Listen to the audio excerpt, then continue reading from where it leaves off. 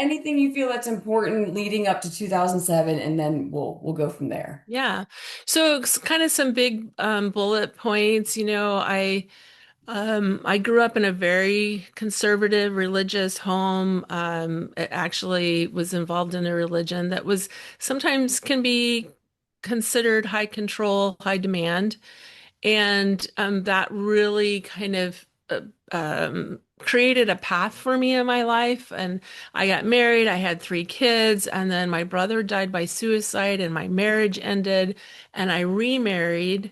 Wonderful man who I'm still married to, and we had three more children, and we were living a very a very good life. Like we were just your kind of your average couple, other than the fact that we had a little bit of a Brady Bunch family with three from my previous marriage and three from my current marriage.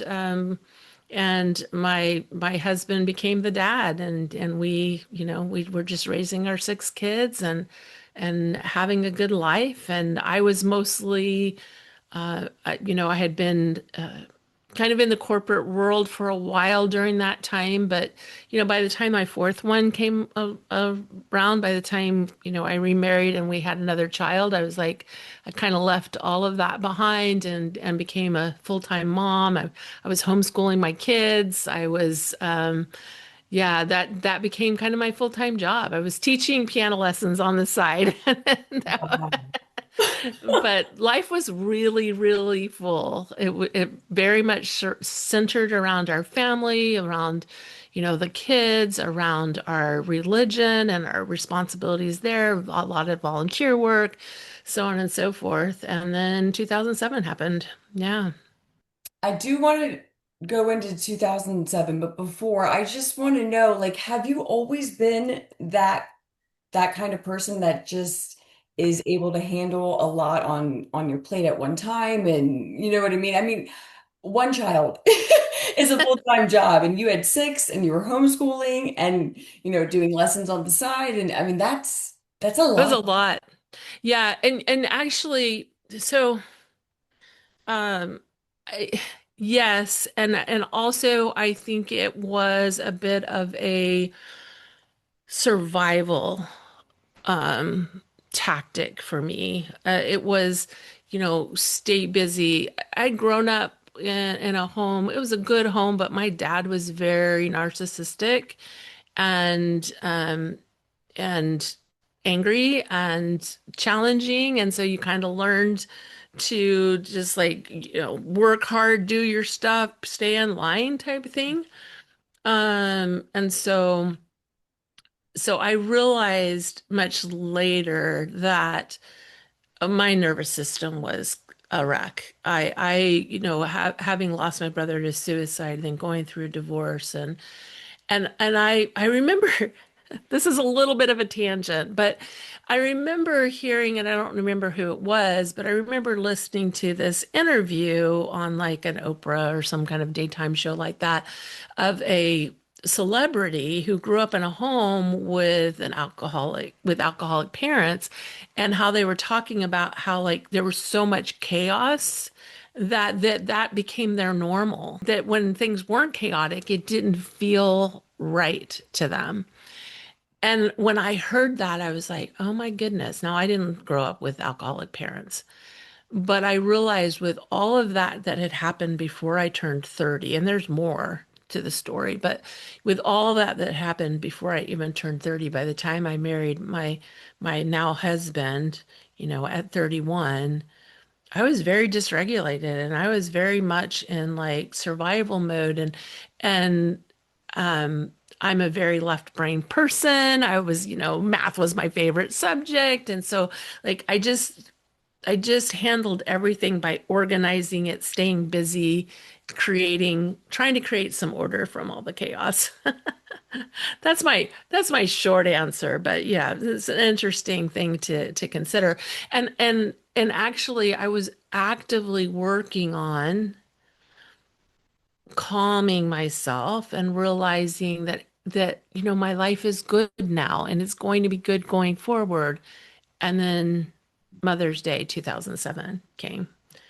and it kind of threw everything back into chaos again. Um, and I'll just share briefly what happened. I was traveling with my three youngest children, and we were on a trip, long distance trip, and we were driving, and it was mid-afternoon, and I never felt tired while I was driving, but I fell asleep at the wheel. And when I woke up, I was bouncing along in the median, and when I tried to pull the SUV back up on the road, it rolled. And when we rolled, Carrie, who was 10, and David, who was 8, they were thrown from the car and they died that day. My son James was 12, and he survived the accident. I survived the accident.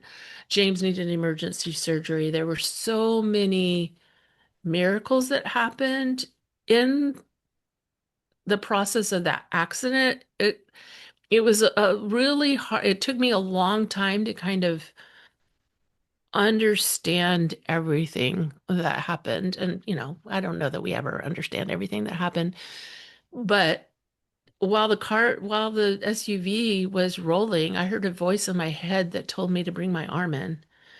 And not long after that, I learned of a woman who lost her arm in a rollover accident. And not long after that, I met another woman who lost her arm in a rollover accident. And so there was these little things, and there was miracles around, my son's, the surgeon that happened to be in the hospital that day. It was Mother's Day. It was a Sunday. Who did that emergency surgery for my son. It was just like, it was remarkable. And I wrote a book about it 5 years ago. It was published 5 years ago called Miracles in the Darkness. And I talked about all the miracles surrounding this really tragic experience. But I'd always been a spiritual person, but I'd always allowed religion to define my spirituality. And over time, I started to see that my spirituality was much broader and bigger than religion could contain. Um, and ultimately, I ended up leaving religion. Now I consider myself, spiritual, not religious, but it's a big part of, who I am today. Like I learned that I was connected. I mean, when my kids died, and like I said, I'd always been spiritual and I'd had some really unique experiences throughout my life. But when my kids died, and I can tell you the first 3 years it was just hell. It was absolutely hell. And even when I say that and I just kind of feel what that was like during that time, I can just feel like that it was hell. But once I and I know this is really hard for people to understand, but once I healed from that experience, once that I understood that I really believe in the life plan. I really believe that we plan some of the big events that are going to happen in our life. And I really came to believe that my kids, when David and Carrie came here, they knew they were only going to be here for a few short years. In fact, in a freak accident, they both I hesitate to tell this story sometimes because people will be like, "What in the world?" But we had moved into a new house in Houston, new to us, I should say, and they had gone upstairs. They were talking to the dog in the backyard. They ended up leaning on the screen and they both fell out the second story window together onto the pool deck. That was 5 years before this accident when they passed away. And they were minor injuries. They were okay, remarkably. But in my mind now, I'm like, that was an exit point. When we look back at the pictures, there's so many of pictures of them together hugging each other. Like just like they, and actually when the accident happened and I'm in my car and I'm hysterical. I'm absolutely hysterical. But when that accident happened, I remember knowing when I realized they'd been thrown from the car, I remember just knowing in my soul they were either both here or they were both gone. I just knew that one didn't go without the other. It's just one of those things. And I think again, it's that understanding that we knew that that was going to happen before it happened. Even the month before they passed away, I had some really unusual experiences, and I Mm. didn't understand any of those. I didn't understand what was going on, why I was feeling the way I was feeling, why I was receiving the messages I was receiving. Later, I realized it was my soul knowing that this was coming, that they were going to depart and preparing me in some way that we can't understand at our human level, right? So my daughter was 10. I think I said that before, and David was 8. The last thing she said to me before all this happened was, I remember her sliding over in the back seat. At that point, she'd kind of gotten annoyed with David and was like, I'm moving over, so I'm not sitting next to him. And she moved over and she like snapped her seatbelt in and she says, Mom, I love you. Happy Mother's Day. And that's the last thing I remember her telling me. I had a remarkable experience with her on her birthday this year that I shared on my podcast recently about that experience I had with her. But what this did for me is like over time, it kind of opened up the spiritual world in a way that, I had already really had to grapple with death and dying and all that, having lost my brother and in the manner that I lost him. And there were, already some big things that had happened and that I'd had to kind of grapple with. But when the kids died, and I remember specifically sitting in my backyard, we were home from the hospital, and funeral had just right around funeral had happened and all that. And I remember sitting in my backyard going, okay, I healed after my brother died. I healed after, I came back. Like I was able to re-engage with life again after my divorce. And then I remember sitting back there thinking, is it possible that I could come back from this? Mm. And I remembered there's this opening that like if it was possible for me to like live again, like re-engage with life in this, in a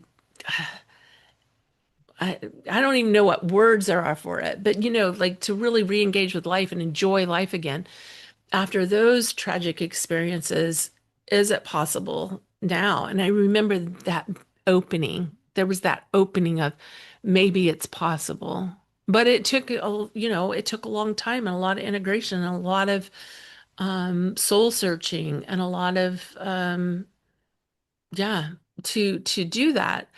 But but what happened from there was that I began to just my heart went out to other people who had had losses, and I just felt like I needed to get into that space of grief. I became a grief coach. I developed a grief coaching program.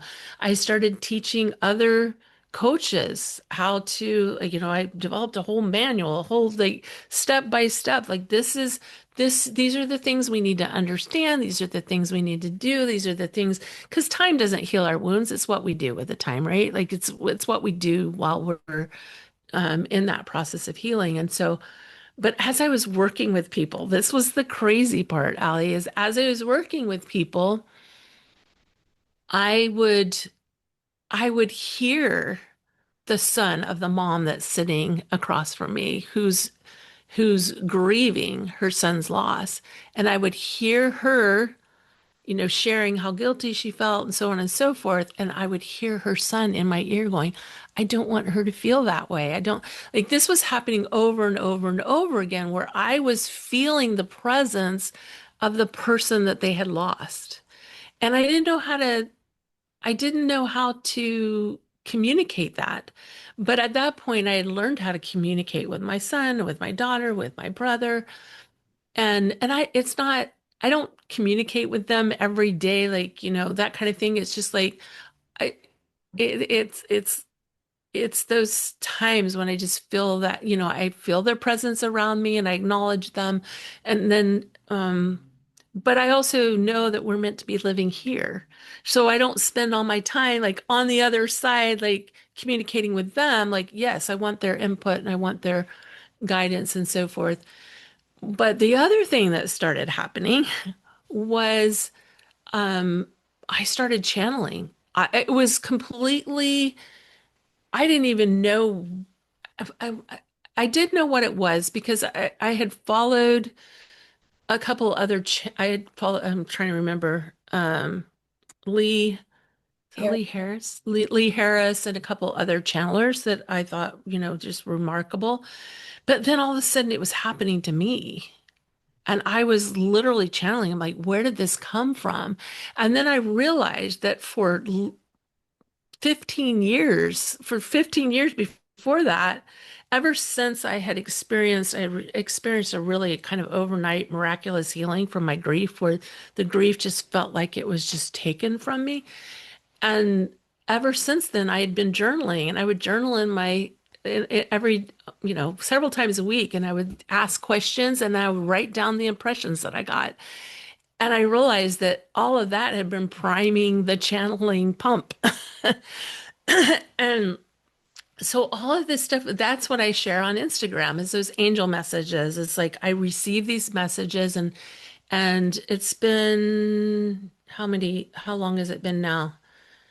I don't know, a year or two ago that I got this impression to time is going so fast I can't keep track.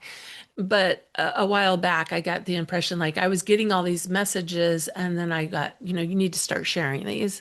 And so I would start sharing the messages, and that's, what I post on Instagram is I'll share angel messages. Um, the funny thing, this is really funny. So when it first started happening and I started channeling, and I was, I did some sessions for some friends where I was like channeling messages for them. And this, you get to learn a little bit about my personality in this, but I would, it's like my consciousness would kind of step to the side and then it would just come through. Like the words would come out of my mouth before it was going through my brain. But as it was coming out of my mouth, my brain, my consciousness was in the background going, should you be saying that? Even years ago, when I would get messages, I would argue with spirit. Like I would hear a voice that would share, like, okay, go this way, do this. And I'd be like, are you sure? That's just the way. So if you're arguing with spirit, they can take it. It's okay. I've been there. I've done it. I get it. Like I definitely do that. So yeah, so all that started happening. And then actually right about the time my book came out. So I wrote my book, I was still very involved in religion, very entrenched in religion.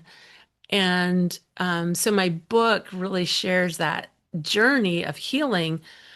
And there's definitely a spiritual aspect of it, but I didn't talk about angels in that book. And now I'm like, anybody that wants to talk about angels, let's talk about angels. Let's talk about all these misperceptions that we have, all these misperceptions about spirit guides, angels, our loved ones on the other side who are here. They love us, they care about us. They love us like we love a little baby. They're not judging us, they're not condemning us, it's all love that's coming from that realm. And yeah, none of that was in the book, right? But I saw all the miracles in my life. So I talked about that. I talked about my healing journey. Well, right after that book came out, I had a friend and this, I chuckle not because of what happened, but because of um how funny it is the way life evolves. But a good friend had lost her son, and it was, during COVID. And I was running errands and I got in my car and he was in the car with me. I knew he was there and I just felt it like so powerfully.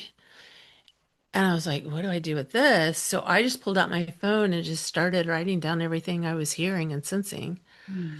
and eventually was able to share that with her. But I thought, what do I do with that? Like I was communicating with my daughter, my son, my brother, but like now all of a sudden other people are coming to me, and I wasn't close to her son. I didn't know him very well. I knew him but not well. And So that just was like, and then I had somebody ask me because I didn't share that with many people initially, but I did share it with a couple people. And when I shared it with somebody, they said, "How did it feel?" Mm, And I said, "It felt sacred," mm, because that's truly how it felt. And like I said, I was having these experiences where I'm working with clients and I'm hearing their loved ones on the other side. I remember this one mom and she had lost her remarkable daughter who was in her 30s. The daughter was in her 30s and she had just done remarkable things in her life. And and she had passed away not long before I started working with her mom. And I remember her mom, her mom was just so devastated. It was her only child and so devastated. Um, and she was talking in terms of like, I just can't move forward. I can't like, how do I move forward without her? And it was, and I could just feel her daughter's presence there. And it's like, for me, from my perspective, they were leading the session. I wasn't. And her daughter shared with me, to share with her mom, what were the things that you admired about your daughter? Live those principles, live those things. And it allowed her to start thinking a little broader and a little, bigger, like how she could bring her daughter with her wow. into the next part of her life. Um, then a couple of years ago, a little more than 2 years ago, I because of all these experiences, I was like, I need to understand this mediumship thing because it's such a huge responsibility. You don't want to be communicating things to people that are not accurate or not um, connected or are, you don't want to, you want to sow those seeds of comfort and Mm, love and healing. You don't want to add to people's confusion or hurt. And to me, it was just a huge responsibility. mm, And I wanted to understand it, even if I never planned on being, putting my shingle out there and saying I'm a medium. I wanted to understand what I was receiving, how to communicate that with people, or, whatever I just said, whatever, wherever it led me.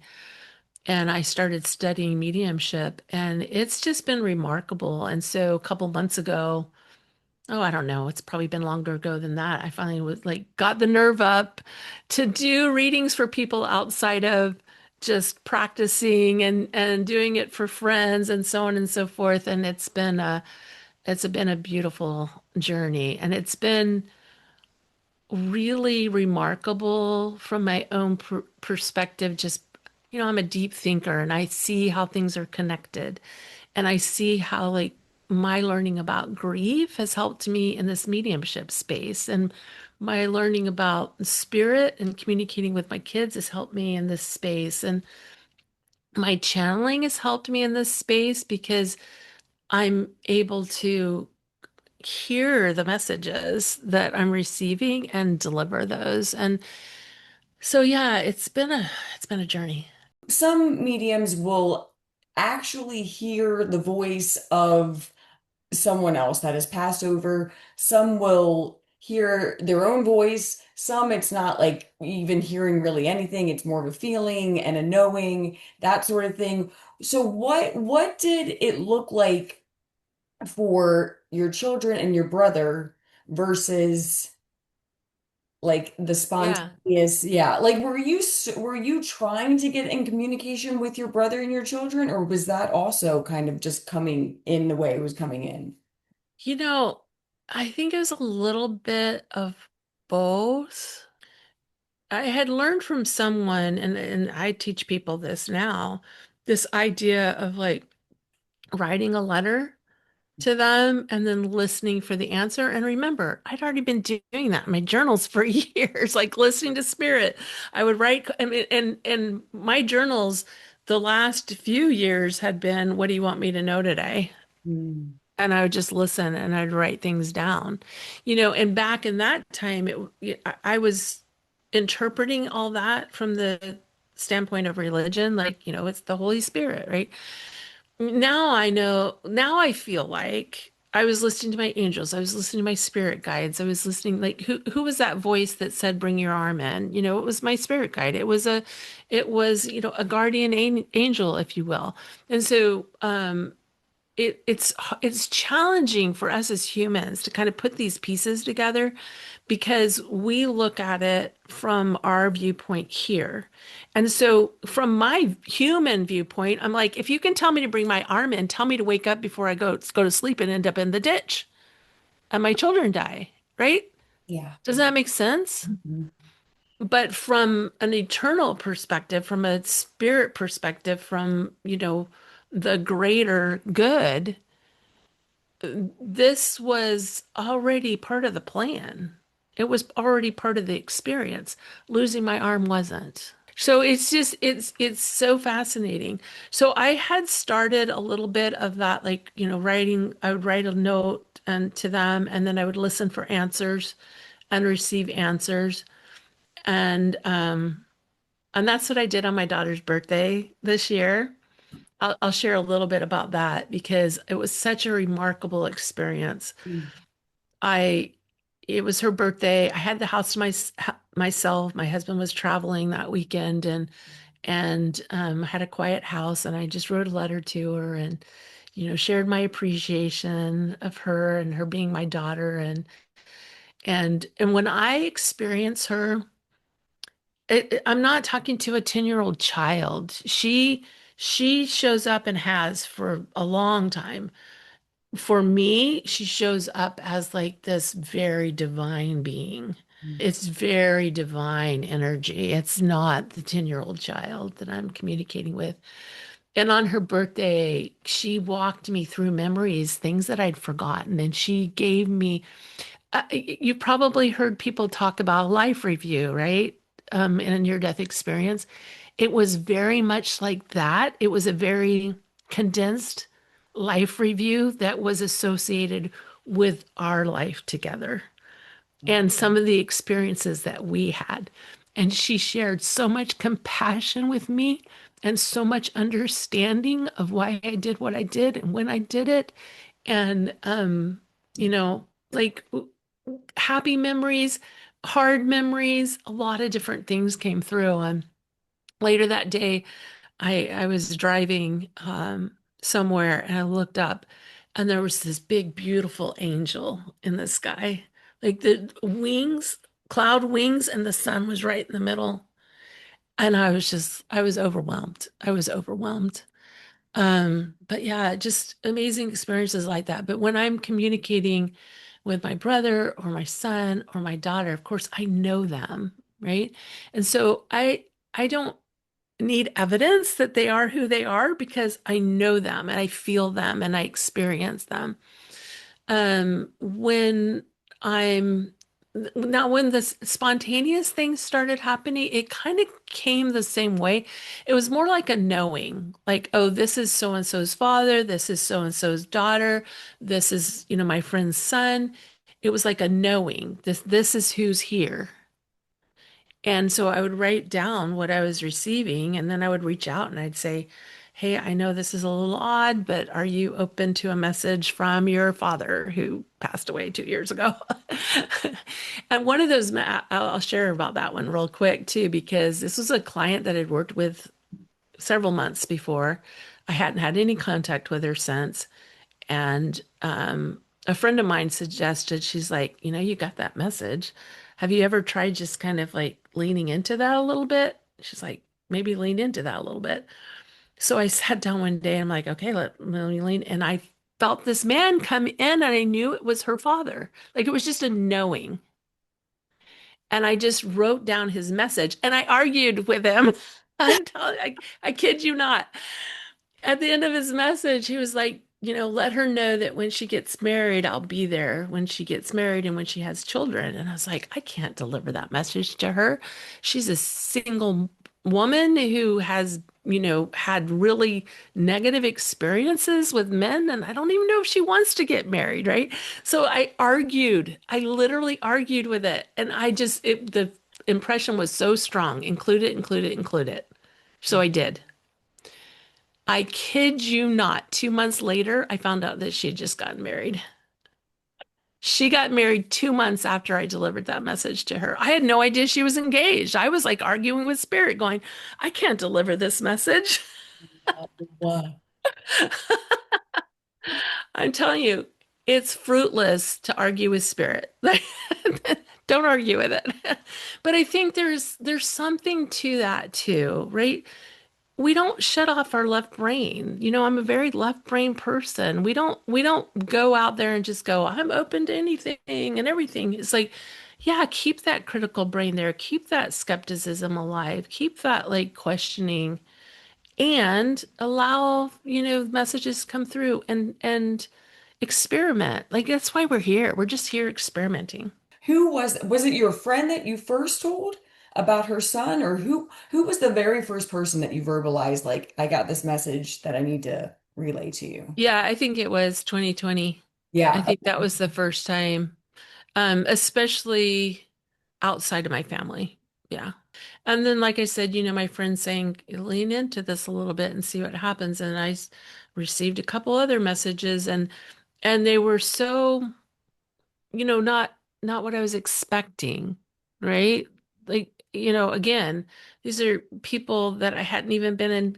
Even my friend whose son showed up that day, I had been in contact with her since he had passed away, but we literally hadn't lived near each other, hadn't even communicated for several years before this happened.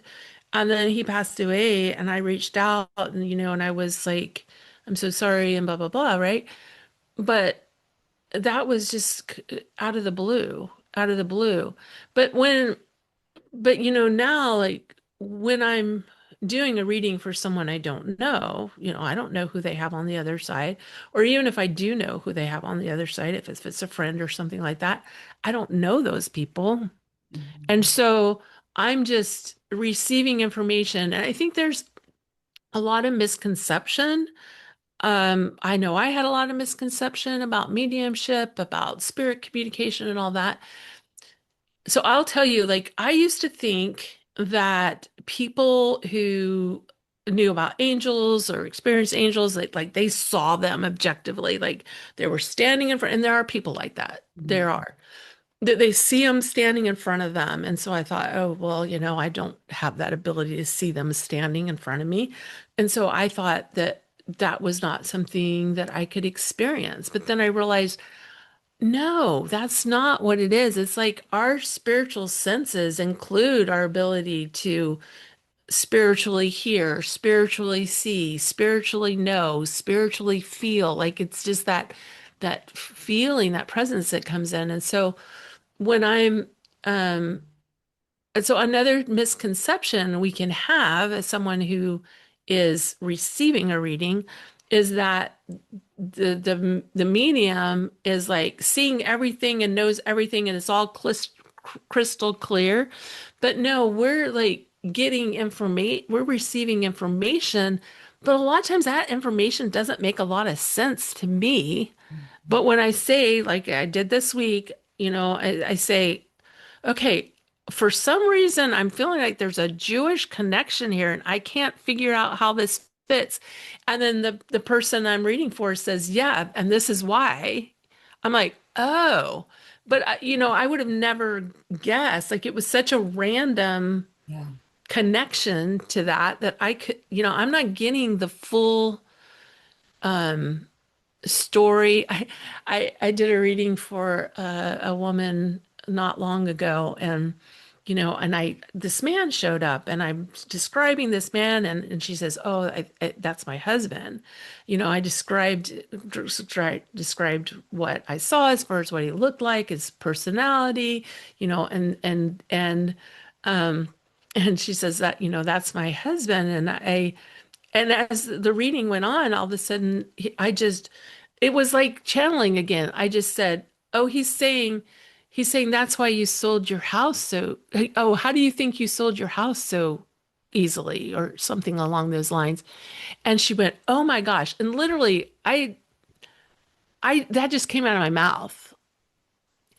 But when I said that, she was like, "Oh my goodness, I could not believe the way things fell into place when I sold my house. It was crazy." I said, "Well, he's taking credit for that because he specifically said, 'How do you think that happened the way that it did?'" It's just really remarkable. And you just walk away and you go, "I don't know how I knew that. I don't know how I knew that." Because I don't. And again, it's like sometimes I describe it this way. It's like I'm standing in a doorway and you're in one room and your loved ones who are coming are in the other room. And I'm observing and picking up clues from them and delivering them to you so you know who it is I'm talking to. But I'm not seeing a clear picture. It's not like, I mean, sometimes it comes in kind of like a movie, but like I don't know them. I don't know everything they did. I don't know, and I won't. I just get the clues that they bring that are going to be meaningful so that you understand who's there. And sometimes we think, oh, if if for example, I don't know, like the Jewish thing with this person. Apparently, this woman had lived in, I want to say it was Hungary, and had been in a concentration camp for a time. So she wasn't Jewish, but that was her connection to like, because that just kept coming in. I kept hearing Jewish, Jewish, like this Jewish connection, but it didn't make any sense with all the other things I was getting, right? Very So interesting. Yeah. so it's just fascinating. It's just interesting and you learn to rather than interpret, you deliver. Hmm. Hmm. Rather than try to figure out why this Jewish connection kept coming up, but it wasn't making any sense, just deliver. Yeah. Yeah. It is really fascinating. And my whole journey has been about when I started my grief program, it was all about helping people heal. And then I saw how impactful and powerful it is. And it Mm. was such a big part of my healing was Mm. that spiritual component. And I just couldn't help but move into this space of making that spirit connection. So that's why I love teaching about angel connections, spirit guide connections, connections with our loved ones on the other side. Um, yeah, it's a beautiful thing. So I know that a lot of channelers, especially like trans mediumship, it will like drain the channeler of their energy, and sometimes they get jazzed after. You know what I mean? What happens for you? Do you feel any different? I feel for me, all of this work is very energizing. It's very, you're just in this space of just pure love, pure communication. Um, it's interesting when, like I said, when I connect with my daughter, it's just very high frequency, high vibration connection.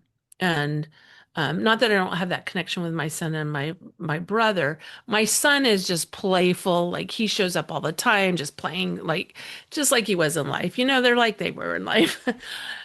But I feel that sense too when I'm connecting with people's loved ones. Like they'll share something that was hard for them in this life, but then immediately I'll hear from my perspective now, they'll kind of reframe it, but they're acknowledging what it was like for them when they were here. And to me, it's just very uplifting, very empowering, very beautiful. I, is it okay if I tell you my whale story? Absolutely. Is it 3 years ago now? 3 years ago this month, I think.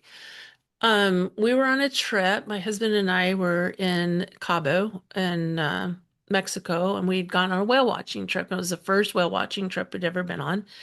And I had been, um, I learned later it was my daughter that kept sending me 12s because I was this very skeptical person. And when my friends who had lost loved ones would say, "Oh, my daughter sent me a rose," or I would go, "Yeah, that's nice." Like I was happy for them, but I didn't necessarily like really understand it. Mm. But that kind of opened my eyes to all of this, and then I started learning more and more about the angelic realm and so on and so forth. And I started to recognize that those were some of the experiences that I was having, and I started to communicate with that. And um, the channeling was happening with like it when I channel, and they've called themselves the Council of Wisdom. It's like a a group energy. It's like, it's not one person, it's just like this. Anyway, so I was already having these experiences, but I wasn't really talking about it much. It was just with a handful of friends and so forth. So we're on this whale watching trip. It's the middle of the afternoon. I'm grumpy. It's been a long day, blah, blah, blah, blah, blah, right? Get on this dumb boat. It was the dumbest whale watching boat you've ever been on. It was uncomfortable. I was smashed against the side. I was like, this is the stupidest whale watching trip ever. And we'd never done it before, and I was excited about it before, but like, and we were you know, out in the water and nothing was happening. And we'd see a tail like way off in the distance. I'm like, this is just dumb. And then I heard, Julie, you have angels. And all of a sudden, everything changed for me. And I started saying in my mind, thank you, angels, for bringing the whales close to the boat. Thank you for bringing the boat close to the whales. And within 10 minutes, there were whales on every side of us and a whole pod of dolphins. And they were playing in the water. And like every trick that you've seen at SeaWorld, we were watching in real time, in real life. Like it was amazing. It was so the ecstasy that I felt in that moment was just overwhelming to the point that when I think back on that memory, it's almost like I was in a different realm, and Mm. I couldn't even pull out a camera or anything, because I was just in awe. And I remember our guide saying, "You guys have good energy. This is amazing." I'm like, "You can thank my angels." And so when all these whales showed up and these dolphins, and I just remember, and I was just saying, "Thank you, angels. Thank you, angels. Thank you, angels." And the next day I received a message to start teaching about angels. Mm. And so when I got home from that trip, I started doing a webinar about angels. And it's just a remarkable thing. And a few months ago, I was communicating with my spirit team and I said, "Okay, what's going to happen in the next 6 months? Can you give me a clue? Like where are we going next? Because everything has been moving so, so fast." And they said, "Well, if we told you 6 months ago where you'd be today, would you have believed us?" And I went, "Okay, touche." So true. So I've like let go of knowing exactly where I'm going. I'm just following the energy and just, like right now I'm really enjoying bringing healing through angel messages, through mediumship messages. That just feels very aligned for me. Beautiful. I love this. I love that story of the whales. It really does just go to show, like,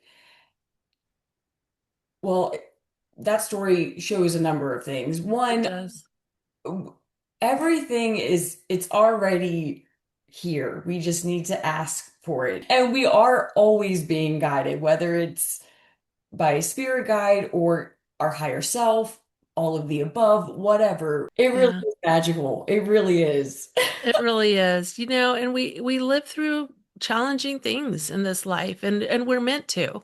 And we came here to experience challenging things, but that doesn't mean that we can't access the help that we have on the other side, and recognizing that we're just so surrounded by love and by guides who are not judging us, but are loving us.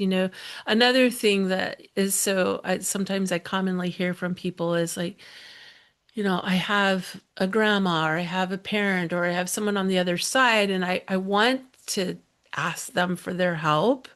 But if I do that, I'm taking them away from grandma or I'm taking them away from so and so. But time and space is so different on the other side. Like, n- if we can let go of this idea that by asking for help ourselves, that somehow we are negating that help for other people, like, we can just lose that idea. And our angels or spirit guides, they don't want to be worshiped. They want to be called on. They honor our agency. They honor our free will. And so they want to be called on because they're standing there, waiting for our for us to ask. Just like my angels put that little bug in my ear and they're like, Julie, you have angels. We're just sitting here waiting to be asked. And we are like going to bring those whales in. We're going to bring those dolphins in. And at two separate weeks later in two separate incidents, I heard my daughter say, I helped with the angels. And then later I heard from my son, I helped with those angels too. I mean, with those whales too. I mean, and so, yeah, they want us to have joy. They want us to experience all of that. In fact, that was a big part of a message that I received yesterday, that was along those lines. Let me see if I can find it real quick. But it was, and it actually, it's so funny. Again, my humanness goes, I've probably said this too many times, but like I kind of argue with things a little bit, but they but the message they gave me yesterday, which I ended up sharing, is today is a day to rejoice as all days are. To rejoice is to re-engage with joy. It is to bring the joy to the day, to choose joy, to see things from a higher perspective. It is to feel alive and allow yourself to see the beauty in life, for there is much to celebrate each day. And I just love that so much. It's like, yeah, there's so much hard in the world and I've seen it and I've experienced it, but there's also so much joy. There's so Mhm. much beauty and if we are having trouble seeing that beauty and that joy in our life, we can call on our angels, we can call on our guides, we can call on our loved ones and say, show me the joy. Help me see it. Help me experience it. Talked about mediumship, talked about grief and loss, but you're also a healer, and that can, I mean, even that goes in a number of different directions. There's energy work, there's EFT tapping. Yeah, let's talk about healing for just a minute. And that's one of the things that um as someone who's lived a long life with a lot of experience, I'm a grandma. I'm a grandma of 11. I've had a lot of training in a lot of different areas. Um, there are different ways to look at healing. So, for example, when I was doing my grief program, it was a very um, it was a very intentional program where we walked through some very intentional understandings, and there's a lot of value there. But healing can happen, and when I say healing, we're always healing different things, right? So our understanding of something can be healed in a moment with a new thought, with a new experience. So the year after Carrie and David died, my daughters were off at college, my oldest two were off at college, and their brothers were living at home. They were 15 and 12, I guess 16 and 13 at that point. But my older two girls were off at college, and they surprised us and came home for the weekend on the anniversary of the kids passing.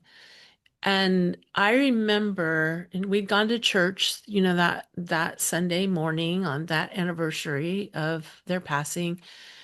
And I remember feeling Carrie and David there with us and looking down that row at my four children who were still living and my husband that was sitting there. And I was just overcome with just so much gratitude for being a mom. I was Mm. so much gratitude for my children who were still here and for my children who had passed.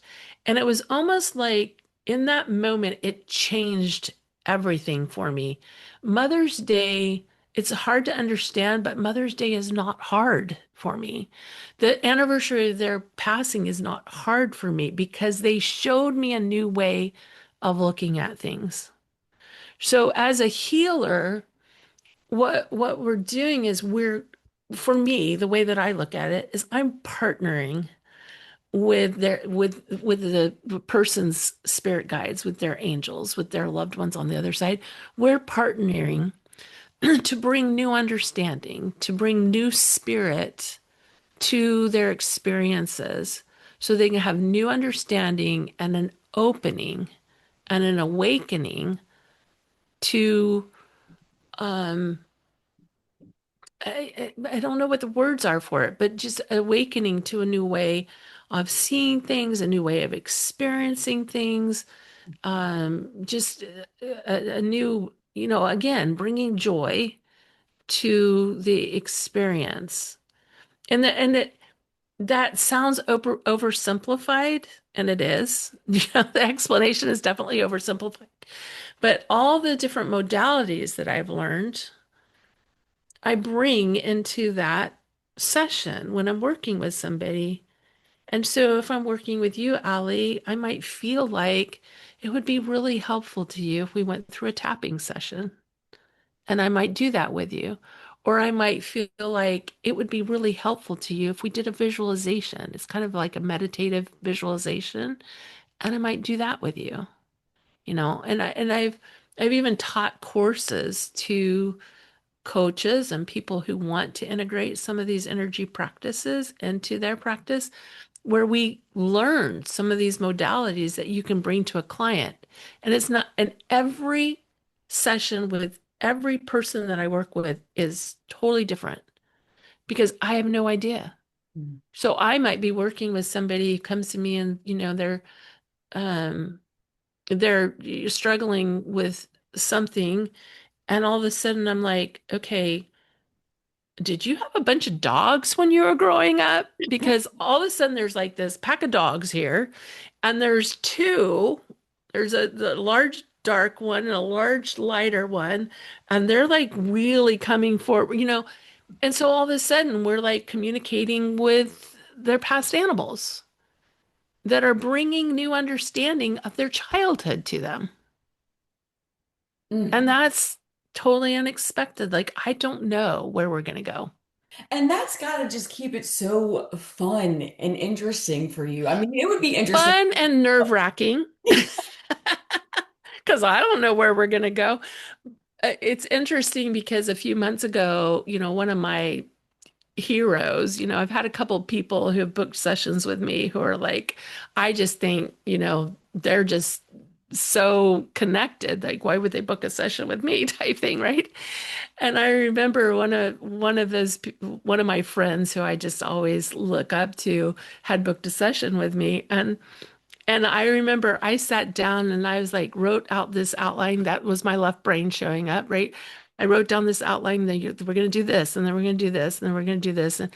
And then the session started, spirit took over. We didn't do any of those things on that list, but it calmed down my ego mind that needed a plan, Yes, right? So that makes total sense. I'm just being like totally open and honest here, but like that's how our brain works. Like but then I get done with the session and I'm just like blown away Mm. by the things that happen. I'm just like, it's not me. It's not about me. It's about being the conduit. That's what actually led me to mediumship is I was doing and I wasn't, I didn't have it on my website, book a channeling session with me. I was doing it for friends.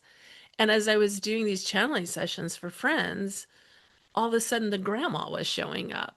and like these people on the mom, the brother, like they were showing up in these channeling sessions. I did actually several, was it like four sessions for parents who had lost children to suicide, and every single one of those, the child showed up and brought messages, and that was not expected. Like I'm channeling the angelic realm, and then you know um all of a sudden I'm feeling this other presence here, and I'm like, oh, okay, this is your son, or the angels are explaining to them. In one of those sessions, I was shown grief angels. So this mom had lost her son to suicide. I think it had only been like 4 months ago. Maybe it was longer ago than that, but I think it was fairly recent. And I was shown these grief angels that were with her. Like we have these specialty angels that come and help us um in challenging times. Yeah. A lot of mediums, everybody works a little bit differently. And a lot of mediums will say, I can't guarantee who's going to come through. And that to a certain extent, that's true. Like we have to trust spirit. We have to trust heaven, that what's happening is what's meant to happen, and not try to, kind of control the situation, which is what we want to do, right? As humans. Um, and yet at the same time, there's been times when somebody, so right now in my work, I have two different links, one for mediumship and one for like a, soul session type thing, right? I'm getting ready to combine all that because the even in my regular sessions, mediumship is happening, right? And so I'm like, I'm gonna combine that and just let the person choose. Do you want more of an energy, soul session type thing, or do you want more of a mediumship reading? And so we kind of start with that intention, Yeah. but typically the mediumship session, towards the end, their guides will come in and go, okay, we want to share this message. I was trying to remember. Sometimes it's hard for me to remember because I kind of go into a little bit of an altered state. Like I'm here. I'm not trans channeling or anything like that. But there is a little bit of like an altered state. And so sometimes it's hard for me to remember exactly what happens. But there was a father who had come through, and then all of a sudden there was just like I just felt him backed up by the spirit guide, like there's that person's spirit guides. So he started sharing a message, but then I felt the spirit guides come in, and they were like backing up the message that the father was sending. Hmm. But remember, we are always, always, always, always our highest authority. And that's the most important thing to remember in any reading, in any, whether you come to me or you come to somebody else, anything that you do in this realm of possibility, if somebody's doing a reading for you and they say, hey, you're supposed to move to Colorado, like, it, you don't have to take that advice. Like we're always the highest authority in our own life. And so that can just be, information that we might want to look at, but it doesn't mean, hey, I got to pack my bags tomorrow. Yeah. Be really, again, it's like marrying the left brain with the right brain. Like our heart is really being opened during this time. Our heart is really being activated. And we are learning as humanity how to bring these two things, the brain and the heart, into balance and into, you know, sometimes it's called coherence. And I like that word a lot. Yeah. Agreed. Yeah. Yeah.